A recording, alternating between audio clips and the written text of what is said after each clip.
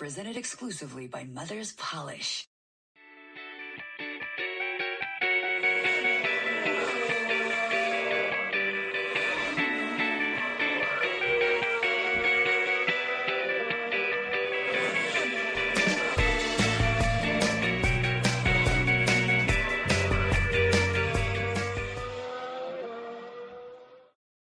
Welcome back to another edition of the Slipstream Podcast. As always, this is your host, Brady, and joining me in the Slipstream tonight, we have Austin and Cole Trickle Jr. What's up, fellas? Hey, buddy. I know we're missing Matt tonight. Rumor has it on social media that he and his agent are negotiating his sponsorship deal with Jolly Rancher. Ooh. Hoping for good things for him on that. He's our man who likes his lollipops. So miss him tonight, but for this week's episode, sadly, there's no race for us to review. So we figured we'd open things up with somewhat of a Formula One free-for-all, where we bounce around and discuss various topics submitted by our followers and listeners from the past couple of weeks in the world of Formula One that maybe we didn't get to cover as much as we would have liked. Just let it rip, see where the conversation takes us. So gentlemen, let's do just that. Let's let it rip.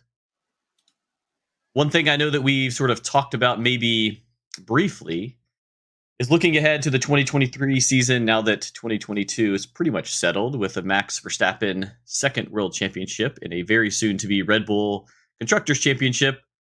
Looking ahead to 2023, and the race calendar was announced a couple of weeks ago with a 24 race calendar.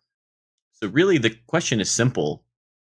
Is 24 too many? Have we reached the max? What do we think about all of that? I like 24 races. I do think they'll eventually get up to 26. But I mean, we've jumped races over the years. I mean, we were only at like 19 races a year in 2015. So we just keep adding races, which is great for us, the fans. It has to be exhausting for the teams. But it sounds like potentially we'll get South Africa soon. Maybe another race in the States. But I'm all for it. I hate it for the teams, but as a fan, I'm all in. How does it work now that like we're adding more races every year and the cost cap is going down? Like you're spending less money per race. Like that's got to be challenging. Yeah, it has to be. I mean, I know one thing we've talked about before is just it'd be fascinating to learn about Formula One logistics, how they can handle all of that, not just, all of the race engineering and improving the car, but actually physically shipping the pieces and parts all over the world. So Cole, one thing I read earlier actually is that I don't know if it was the FAA or Formula One president came out and said that 24 is the most, that basically it's going to be the cap for now, I guess, money's always a thing, right? And that they will look to sort of move races on and off the calendar over the coming years and stick with that 24 race schedule. So, South Africa coming. There's another article today that said Saudi Arabia would love to host 2 races. Of course they would. So it sounds like 24 may stick, but yeah, it's got to be challenging for these guys to actually handle all of that. Well, the travel schedule seems to be discombobulated with, they were already in America once when they came to Miami for like the second race or third race of the season. And then they go back overseas. So I feel like logistically they could make it a whole lot easier on themselves, but they, for some reason, like to bounce around. Like going from, I think it's Brazil to Abu Dhabi is the last couple races. Like, I don't understand why Abu Dhabi was not a part of the Saudi Arabia and Bahrain package. So they could help themselves a lot. I mean, if they're going to be net zero by 2030, I feel like they could do a lot more themselves to improve just the logistics of the layout. Yeah, I mean, a general curiosity that I would have is, and I'm sure there's a good reason, all the more reason I would personally like to figure out and talk to someone who knows this better than we do. But theoretically, you could have kind of like a regionalized series, if you will, where, you kind of stay in the Western Hemisphere and you do Miami and Austin and Brazil and Vegas when it comes and Canada. And you kind of have 5 or 6 races over, call it a 2-month period or whatever it is. And so the logistics and all that stuff seems a lot more simplified in that case, right? You could do the same thing in Europe. You could do the same thing in Asia. Why don't they do that now? I mean, one hunch I have is if you think about places like Baku or Monaco, where they actually have to physically close the streets to construct the track, maybe there are certain times of the year where they have to do it or need to do it, whether it's weather or other things going on in that country. I don't know. A lot to consider, I'm sure. Yeah, but we still always visit Japan in monsoon season. Like, That's what Is it really monsoon season? yes. That explains the rain last weekend. Yeah, monsoon season. Yeah, I mean, there's 7 races in the Western Hemisphere. 1 in Canada, there'll be 3 in the US, Mexico, Brazil. Bill, There's only 6. I think 6, yeah, for now. I mean, that's still a fourth, a third, it's not bad. Yeah, I know Seb would probably like to see them think through that a little bit more. I'm sure there's a very good reason that they don't already do that, right? But we don't know exactly what that is. Another thing that I think is fascinating, and I know Cole, you mentioned this. In the '90s there were 16 races, it grew to 20, now there's 24. One good thing, if you're looking at it from the business perspective, is obviously the more races means the sport's popular, so people want more races. Like us, the fans, of course, we would like a race every weekend. We know that's not doable, but also it's a really long season. We're here in the United States, and so for us and for me as a sports fan, the longest season we have is baseball. And on the pure calendar wise, Formula One is a longer season than Major League Baseball, which is good for us. We get to watch race every couple of weekends. We love that, but it's got to be exhausting, not just for the drivers, but for the whole team. I mean, I'm sure they get sick of the travel. It does have to be exhausting, but I mean, they call themselves a traveling circus, so they all understand it, accept it, and deal with it. And it sounds like everybody thoroughly enjoys their time at every track that they go to. But I'm sure they do get, there's a few breaks, 2 weeks, 3 weeks here and there, so they do spread it out. But yeah, logistically, it just doesn't make sense how they do it. So, Stin, for you, I don't know if you saw this, but being our Max super fan here, I believe he came out maybe as recently as this week or within the last couple of weeks and basically said the seasons are getting so long now that he, assuming it stays this length, he doesn't see himself continuing on after this contract, which I think would make him like 31 in 2000. Is it 2026 or 2028? And you That's will still a pretty long time, though. Yeah, but I mean, I think if you look at guys like Alonso or Lewis or Seb, I mean, and I know Max got into sport much earlier than a lot of these guys did, but he's basically saying, look, there's so many other things I want to do outside Formula One. This is a lot and it's demanding. By the time I'm 31, I'm going to call it quits. I mean, good for him. Going back to the States thing, like, how old was Barry Sanders when he just up and retired? Yeah, he was in his 20s, I think. So if Max retired at the end of his if potentially he retires at the end of his contract, he will have tied the world championship record from winning every single year from here until then, or he'll be one shy. He'll have 7 then. I mean, so many things have to go his way for that to happen. Like Red Bull has to stay on top of like being top form. I think if he was again, I've always been biased, but I think if he's in cars that are equivalent or within a percentage up or down of the other teams, I think that he will find ways to win. I think Red Bull's strategy has been really good, other than maybe 1 or 2 times in the recent years. Their pits, they don't really mess up. Like, I think that they make the right judgment calls. But I mean, you've got to get kind of lucky to not have bad accidents or failures or have another team come up out of nowhere. I mean, it's more likely that someone from the midfield might be pretty relevant in the next 3 years with the extra CAD and wind tunnel and development time, but who knows? I would love it. I mean, if he decides to do that, all power to Max. He's obviously already had a historically successful F1 career, and doesn't seem like that's going to slow down the next 4 or 5 years, however long is left on his contract. Speaking of Red Bull, and this will kind of dovetail into another topic in a way, and Stin, to your point, I think Christian Horner came out recently and said that Red Bull has the strongest F1 technical lineup in its history, which has clearly played out on the racetrack, at least for this season. I know they're looking to become their own power unit supplier and all that fun stuff. Not to beat a dead horse from our last episode, but when you're paying, who is it, as a consultant for Adrian Newey, tens of millions of dollars as a quote unquote consultant, He's not technically one of your top 3 highest paid employees or whatever. You know, he might there might be reason why they've had some cost cap concerns. To which leads me to, we don't have to beat that dead horse too hard, but what Toto came out and basically said that if the FIA and Formula One doesn't come down extremely hard on Red Bull, that he's prepared to just blow through the cost cap and develop whatever car he needs to in the future to drive success. Yeah, takes a cheater to know a cheater. I think Austin, we'll come back to you in a second with it, but I think to clarify the rumor for the cost cap issue for Red Bull is that Adrian Newey was hired as a consultant and not a full-time employee. Adrian Newey's their technical director. I don't know exactly what his position Chief was. designer or something.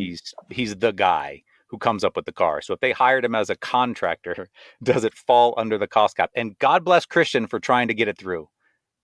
Any way he can win, he's going to try. So I'll be curious to see if that's what happens. But yeah, seeing Toto come out with, we're just going to go ahead and plan for the penalty budget and just meet it as far as we can go, and fully expect that to happen unless FIA cracks down on Red Bull.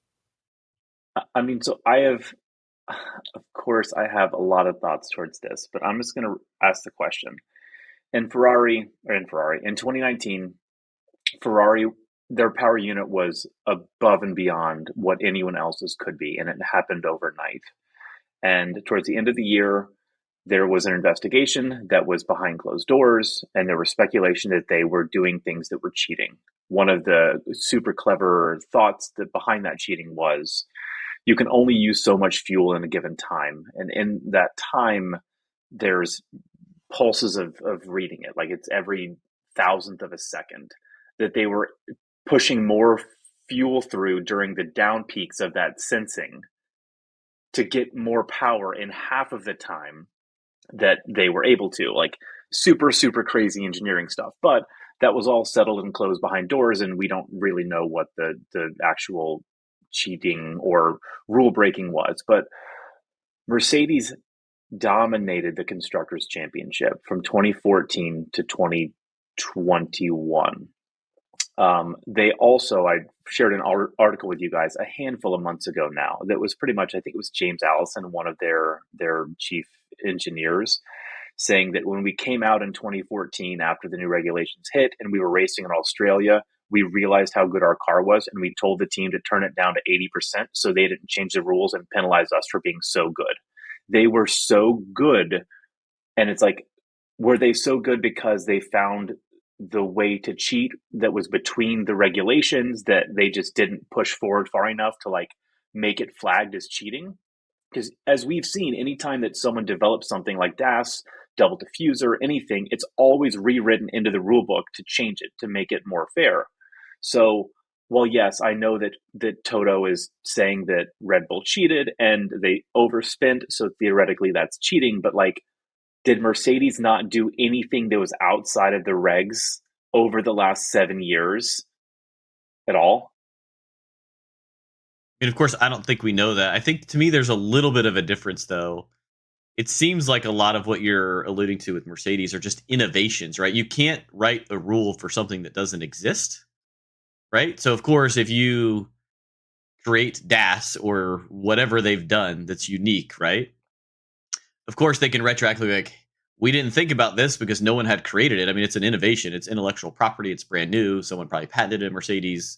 Good on them. I mean, that's the cool thing about Formula One, too, is that there's a ton of innovation that probably bleeds into other industries that we don't even realize, right? I think this cost cap thing is just, you can't spend more than 145 million. And if you did, you should receive X penalty, right? And, perhaps the simplest answer to your question, Austin, is Mercedes just spent more money than everyone else. Therefore, they had success.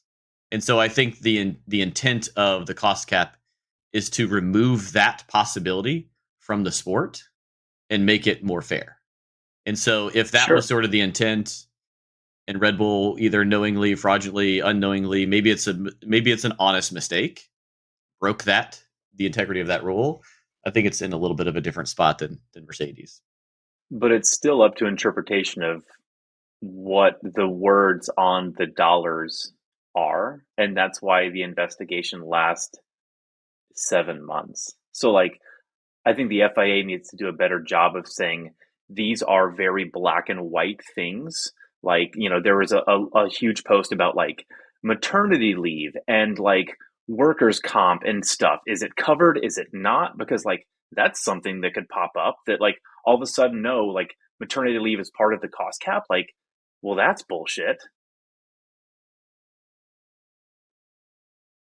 Yeah, I mean, and we don't know. And to your point about Ferrari, we may never know exactly what happened. I also think that like so DOS it wasn't written, it wasn't in the rule book. Just like I think Christian tried to pass Adrian Newey as it's not really in the cost cap to have a consultant. So I'll be curious what what day is the final result coming out? When is it supposed to be? I don't know if we know. Probably. I'm gonna go ahead and assume it's at the end of the season is when they'll announce it. But how many people are consultants on the grid right now? Well, I think what may make this unique with Adrian Newey is that specific to the cost cap is the clause about your top 3 highest paid employees are not included on the cost cap. So would he not be in the top 3 employees? He would have been. That's what So that can't be accurate. Then it can't be Adrian Newey because he would technically be. No. You're right. You're right. The top 3 employees are not on your cost cap. No. Yeah, are not on your cost cap. Your driver, your top 3 employees. Think about this. So he's probably an incredibly expensive 4th highest paid or whatever. And so they're trying to get him off the cost cap by considering him a consultant. Sweet. Genius move. Is the rumor. Awesome. That was really smart. Until someone tells you can't do it, like DOS, do it. The Red Bull was accused of having bendy floors back before Spa. There was a new technical regulation that came in to make it so you couldn't have your floor bend more than 3 millimeters on the farthest edge wing, and they had a better car than everyone else. It slowed Ferrari and Mercedes down. There's always different things that you can tweak and get around the rule until the rule is defined hard enough that there's rigid edges. It's always better to ask for forgiveness than permission. And Red Bull is taking that to the next level. They're all on board. Yeah, I mean, you guys know me. I mean, if that's sort of what Christian did and it's literally a loophole, then I appreciate that. I mean, if it didn't say point blank in the rules that you can't do that, then yeah, maybe they found a way to sort of circumvent it. Whether or not they should have done it doesn't really matter. So we'll see what the resolution is. We don't know. I don't think, Cole, to your point, I don't know if we know when we will know. But eventually we may know something. And I know everyone has their opinions on what the penalty may or may not be. And we definitely talked about that in our last podcast.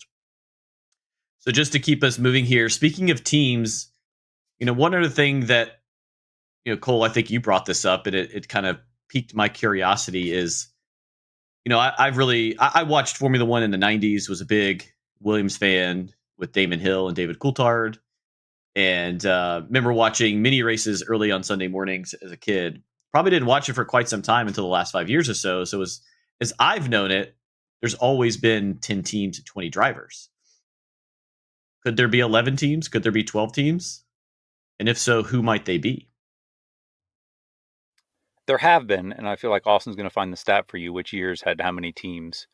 But yes, I think there are multiple teams interested. There's a $200 million entry fee, and Michael Andretti has already paid. He has the support of Zach Brown, but Toto voices against Andretti. Obviously, Porsche is still messing around trying to figure out how to get in F1. Who else am I missing? I'm missing Audi. Audi obviously coming. They have not officially announced that they will be partnering with Alfa Romeo, but it sounds like that will be the sponsorship. So I'm going to say the F1 CEO has said that there's no plan in the immediate future for more than 10 teams, but I'm going to say by new power regulations of 2026, we will have at least 11, maybe 12 teams on the grid by then. I think in terms of history, I think the max number of cars that can be on the track is 26, which I guess in theory means there could be 13 teams, right? And that at one point in time there was sort of a pre-qualifying. If there was, say, let's say there was 30 cars that wanted to enter a Formula One race, they'd do sort of a pre-qualifying and eliminate at least 4 and then actually go into qualifying, which I actually find super fascinating. I think NASCAR even did that too for a while, right? Where you'd have 43 drivers on the track. There may have been 50 that attempted to qualify and only 43 made it and started in the grid, which is super interesting. On the Ford or the Andretti point, I read an article recently that there's rumors that Andretti and Ford will be partnering up for that introduction into Formula One. So a little bit of trivia time. What engine manufacturer has the third most wins in the sport's history?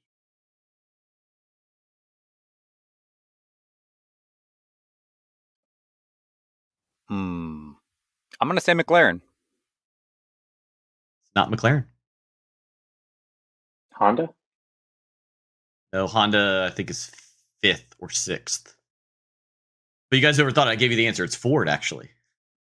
Really? Yeah, I didn't know that till about an hour ago.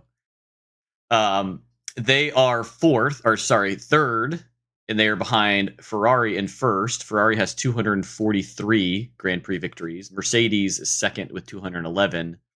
Ford is in third with 176, ahead of Renault in fourth with 169. I had no idea. Would love to see Ford on the grid again. Yeah, I mean, I think that'd be cool. I mean, obviously, we're here in the U.S., so a U.S.-based team between, a legacy racing family and Andretti's partnered with, the Ford family and the, Ford group would be super cool. So moving on from teams and seats, we'll kind of stick with that a little bit. Cole, I know you always love the driver seat speculation. We've had some resolution over the last couple of weeks, especially with Nyck de Vries going to AlphaTauri. Do you see him moving to Red Bull at some point in the very near future? It's a great question. It would be two Dutch drivers driving for the Red Bull team. I'm not sure if I see it. Helmut Marko came out a couple days ago and did say that Nyck de Vries is competing for that seat. That seat is available to other Red Bull drivers, the junior drivers, Liam Lawson and a few of the other guys in F2 and across their Red Bull Racing team.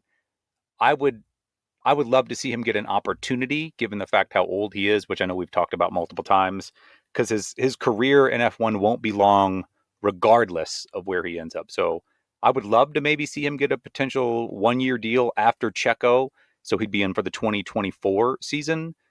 But I think time will tell in 2023 how he does with racing against Yuki, if he'll get a chance with Max. I think if he stays as fast as he did when he got his chance, then there's a real chance he gets for the Red Bull Racing team. But otherwise, I think if he stays he's not really competing against, or if he stays on the same par as Yuki, he probably won't get a chance, or they'll give another guy a chance like Liam Lawson if Nyck does not perform well in the first half of the season for AlphaTauri.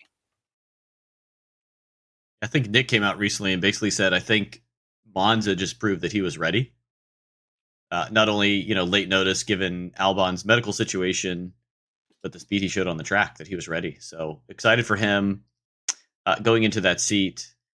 Going quickly back to the multiple teams or the 13 teams question, do we want 26 cars on the track? Is there literally, is there enough room for that?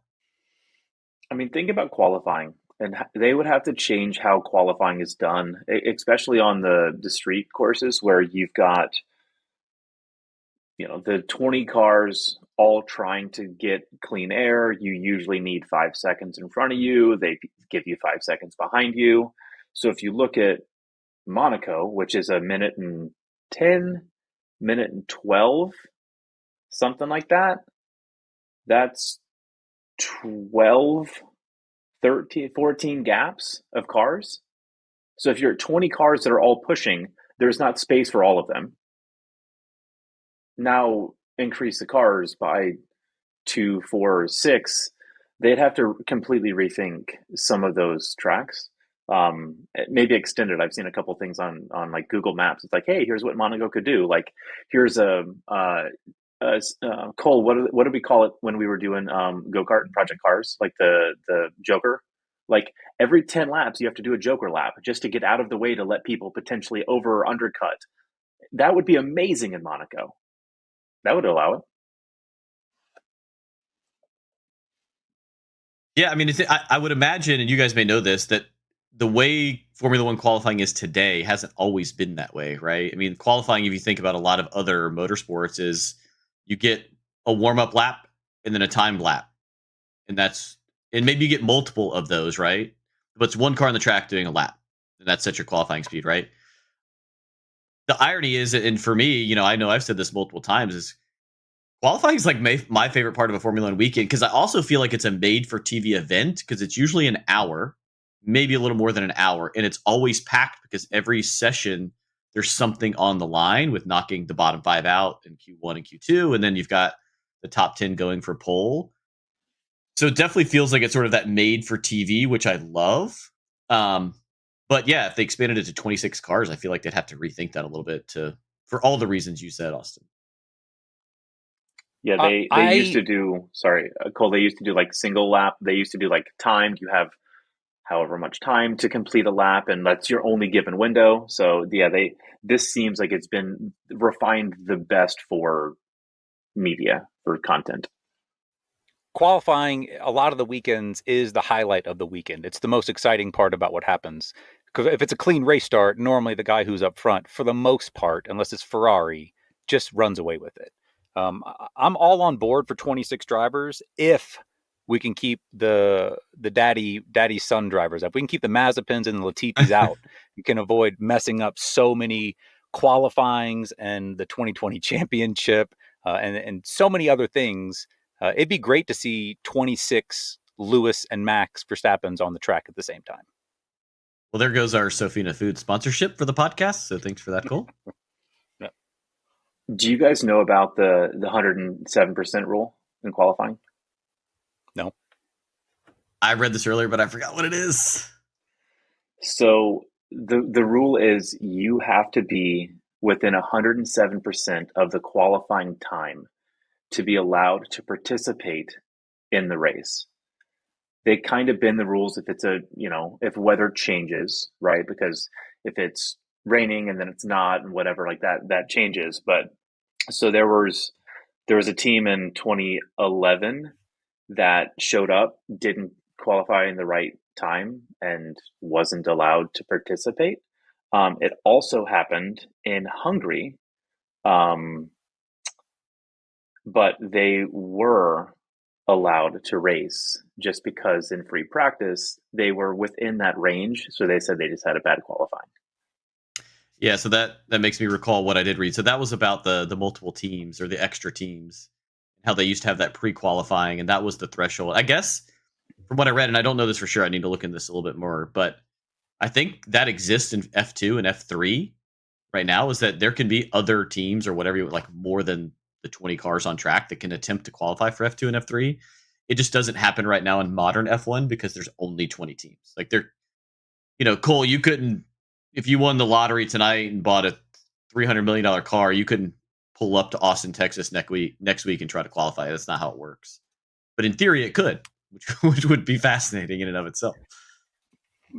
I've got one other trivia question for you that I saw. Speaking of like teams and stuff, so Red Bull has had a lot of 1-2s this year when they hadn't in recent years, right? It had been a while since they had, maybe 2016 with Max and Danny. Ferrari has had a couple recently. Mercedes had a bunch of 1-2s. We know that the one that happened in Monza, right, with McLaren. What was the team before those 4 teams to get a 1-2 finish, and how long ago was it?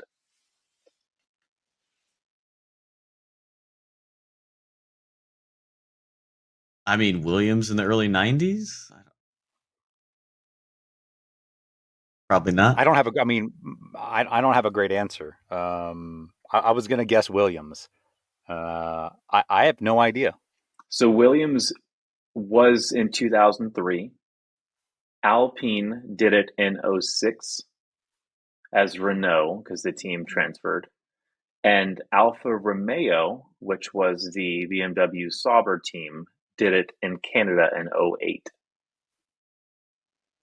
That's cool. I didn't know that. 2008, man. Yeah. So those other three teams have just dominated. Yeah.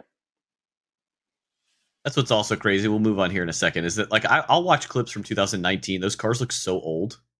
Like it's just, but they're not. I mean, they're still modern marvels and incredible pieces of technology, but they look old compared to the new spec that we have, which is pretty. So last thing on sort of driver seat rumors for now, Cole, but there's a lot of chatter around Mick Schumacher, probably rightfully so.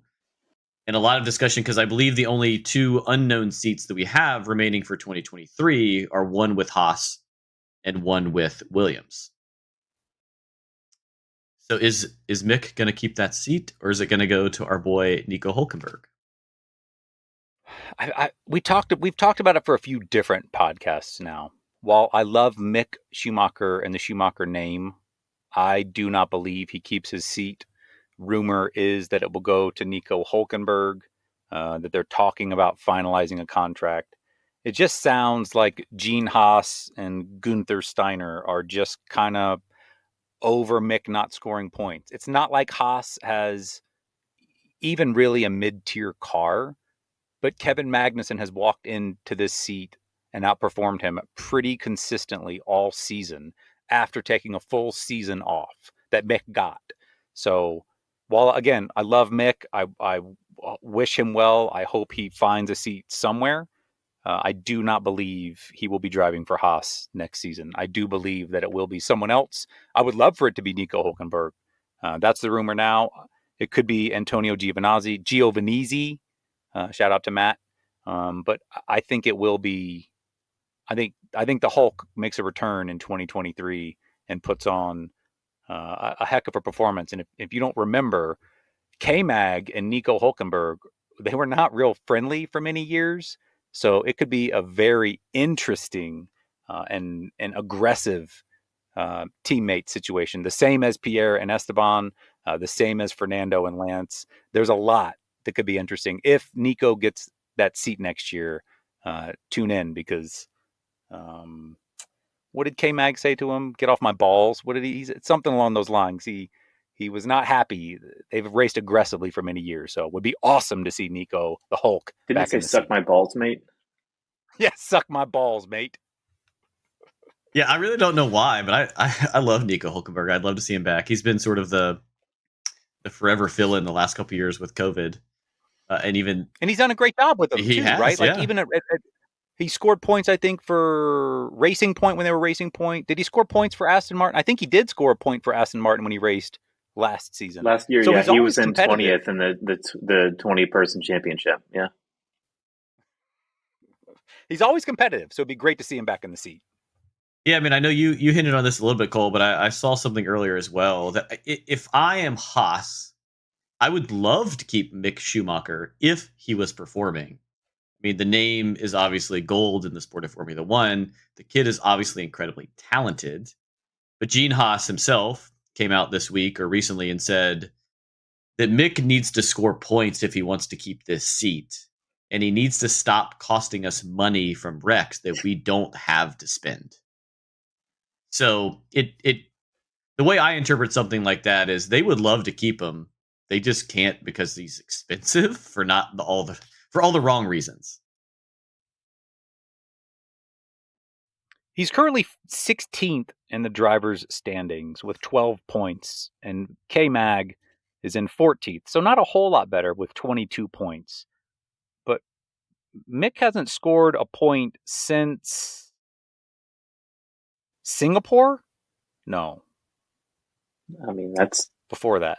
I feel like Haas had 34 points 10 races ago. Like they got off to a good start. They had like 15 in one race and then just kind of have not done anything. Maybe Austria. It's been a long time since Mick scored points, so I absolutely they complain about it, and Gene has always complained about spending money because they are one of the smallest teams out there. So it's not like they have a whole lot to spend. Rumor has it, hopefully I get the date right, October 20th, there will be a press conference with Haas that hopefully they're announcing a title sponsor for 23.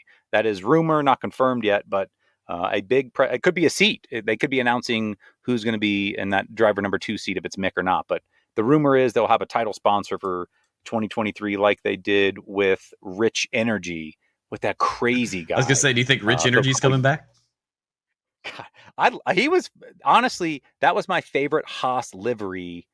One of my favorite liveries of all time, the black with the and gold, yeah, like an energy drink can.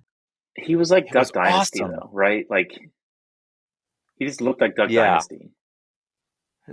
William Stoner, I don't remember what his name was. He's big in MotoGP. He has said that they will have a sponsorship with a major motorsport company soon. And there was rumor that it was going to be an F1 team last year again.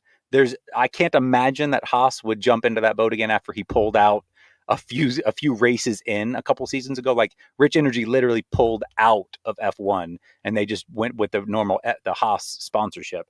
So I understand, Gene, they don't have a lot of money to spend, but hopefully they do get a title sponsor with the sport growing as it is, especially in America. Would be great to see, like, Under Armour, who is their clothing sponsor. It would be great to see an American company as a title sponsor on an F1 livery. Going back to the team's points, I had one little other trivia question. So you felt like Haas started off really well. Looking at the first 9 races and the last 9 races, what team has dropped off the most? Alfa Romeo. Alfa Romeo. They had 51 points in the first 9 races. They have won since then. Shout out to Valtteri Bottas on Grid Rivals, who earned me a whole lot of money early in the fantasy F1 league. Alfa Romeo started out hot this season. We thought that they were going to be maybe in the number 4 or 5 constructor standpoint, but they have fallen off completely. Yeah, I don't know. I honestly can't tell you when the last time was that Guan Yu Zhou finished a race. I actually couldn't tell you right now. The only other team that has gotten less points in the last 9 races over the first 9 is AlphaTauri. Yeah, the biggest beneficiary of that is definitely Aston Martin. They've been actually awesome, especially the last 4 or 5 races. They went from 9th to 6th or 7th now, so they've had a great sort of second half post-summer break, which is good for them. This isn't really a trivia question. It's more of a fun fact. It's more of a did you know? Did you know that Lewis Hamilton this season is closer in points to Nico Hülkenberg than he is to Max Verstappen? Really? Yeah. Feels right. I'm sure I could look these up in 2 seconds, but Nico obviously has 0. Lewis has something like 180, and Max is at like 380. So he's roughly 200 behind Max and 180 ahead of Nico. So who would have thought?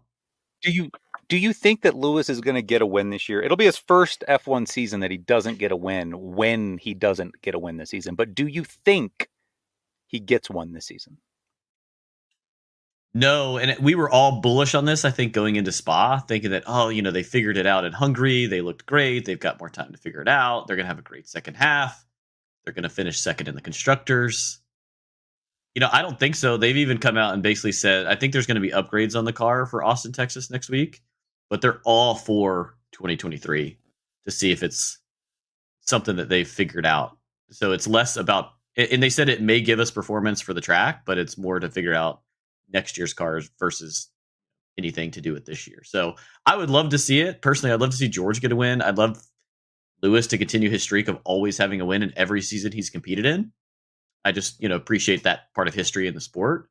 But at this point, no, I don't think it's going to happen. I really don't. I'd be fine if he didn't win. You would? Yeah, I mean, it's crazy, right? Like, that's a long time.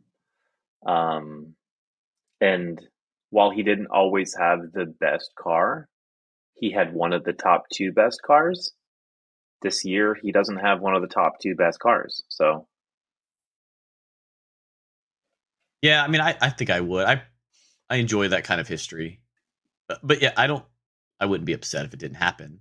I'm not shocked that Austin's not upset. So leading into our next topic, we're going to rehash Abu Dhabi 2021.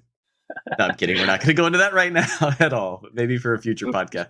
We have had many requests to cover Abu Dhabi, so maybe one day we'll actually do that. I could do it real quick. Do you think? Let's not go there. It wouldn't take long. Do you think Lewis Hamilton ever gets a win again in Formula One? Ever? Absolutely. Again? I would bet the mortgage on it right now. Austin? You really think? What's more likely, Lewis getting a win or Latifi getting points? Well, Latifi only has 4 races left in his career, so I'm going to put the odds on Lewis in that one. Yeah. Does Lewis have more than that? Yeah, well, that's another topic we wanted to highlight. At least there's been a lot of discussions or rumors, a lot of rumors in Formula One. And Toto even came out with this recently, and I think part of this has to do with, or at least this is the excuse. Lewis has said the struggles with this year's car has motivated him to stick around longer. And I know he's big into, growing the sport and doing a lot around diversity and inclusion and getting more people of similar backgrounds into the sport. And so he's basically come out, he and Toto, and said they're talking about 5 more years together. So whether or not that actually happens is obviously to be seen. I mean, if he's here for 5 more years, he's absolutely going to win multiple races and maybe even one more championship. I would love it if he keeps racing because that means he's not a quitter. He almost quit after Abu Dhabi, if we want to talk about that. Yeah. I'll be very interested to see with Lewis what happens after the 23 season. Let's say he doesn't get a win this year and he doesn't get a win next year. Is he still going to go down as the greatest of all, or tied for the greatest of all time if he finishes his career on a losing streak? Yeah, I mean, look, I'm not to go on a total tangent here, but I'm a big golf fan, massive Tiger Woods fan. And I will go to my grave that there's no doubt in my mind Tiger Woods is the greatest golfer in the history of golf. Now, is he going to break Jack Nicklaus's record? Probably not. A lot of that now has to do with health reasons, but he's the most talented person to ever hold a golf club. You could probably or almost make that argument for Lewis Hamilton. It's a very different sport. The cool part is that you're almost seeing his equal kind of take those reins in Max Verstappen, and maybe he's the most talented person to ever touch a steering wheel. Thing is, you'll never really know, but I think just because you have a great car doesn't mean success happens. I mean, just look at Valtteri Bottas, right? Just look at Checo Perez. They've been good, but they're still not Lewis and they're still not Max.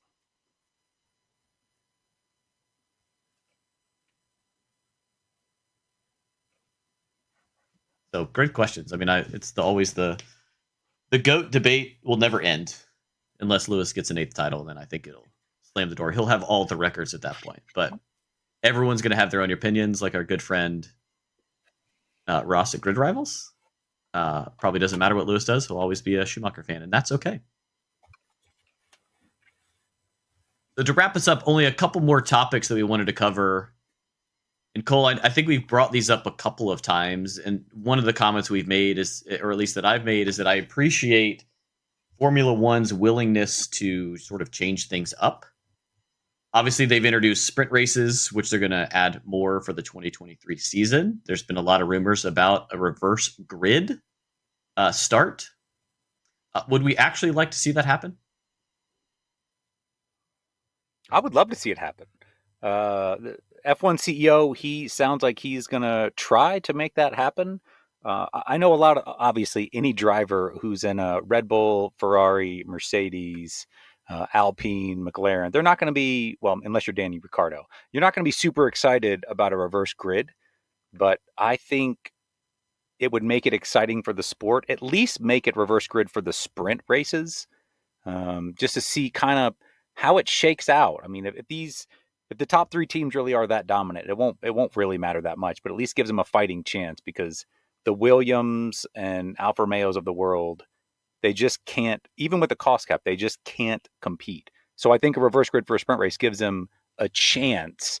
So I'm all in. I love the idea of a reverse grid for a sprint race. For an actual F1 race, I'm not sure of I think it'd be fun to see. But I think let's start with a couple sprint races and see how it turns out for actual the race order, because it would give the low spending teams, a legitimate chance to at least score points or more points than they would have. But like, how do you do it? Is it whoever's in the championship? Is it like, oh, you qualified, but then you start last, but then you start the race first? So like, how's it done? I would say I was going to ask when, right? Is it first race of the weekend? Is it Brazil or Abu Dhabi? Like, let's just, hypothetically, Max has won the championship this year. Red Bull's going to win it. There's obviously a few battles down the grid order for, constructors championship points and things like that. But what if they just came out and said, you know what, Abu Dhabi, reverse grid. Max, you're in the back. Charles or Checo, you're behind or next to him or in front of him. And we're going to go reverse grid. Latifi gets pole just to try it and just see what happens. I would love to see Williams, both Latifi and Albon, on the front row starting a race just to see what can happen.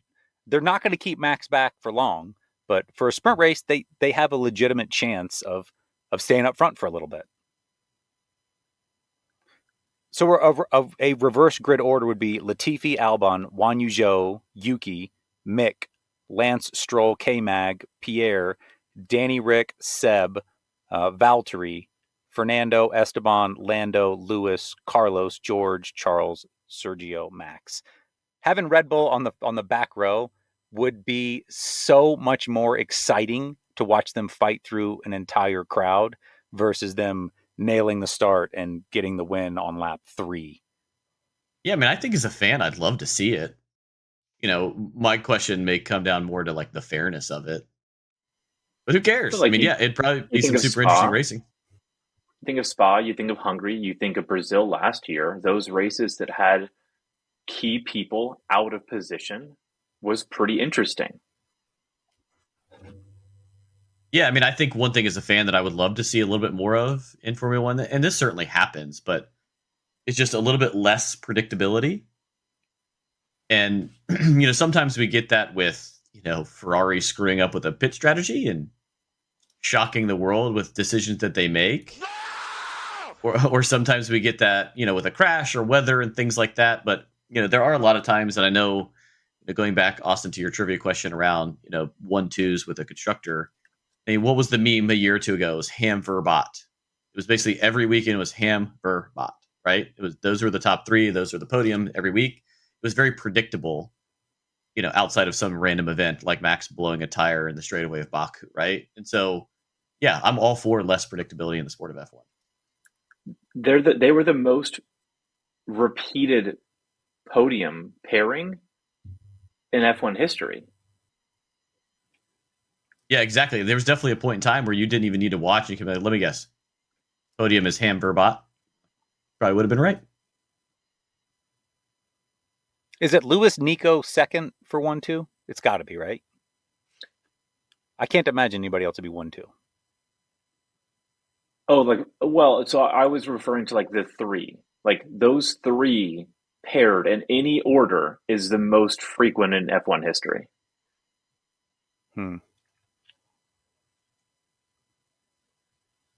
Yeah, the only other topic we could cover, which has gotten us a lot of views on TikTok, is our F1 22 season, which we play every week on Wednesdays on Twitch. And we'd love to open up our lobbies to any of our listeners. So if you do play, feel free to hit us up on Instagram at Slipstream F1 Pod and let us know. We'd be happy to race with you all. The handling model of F1 2022, I'm just going to say it, I don't like it. It's phenomenal.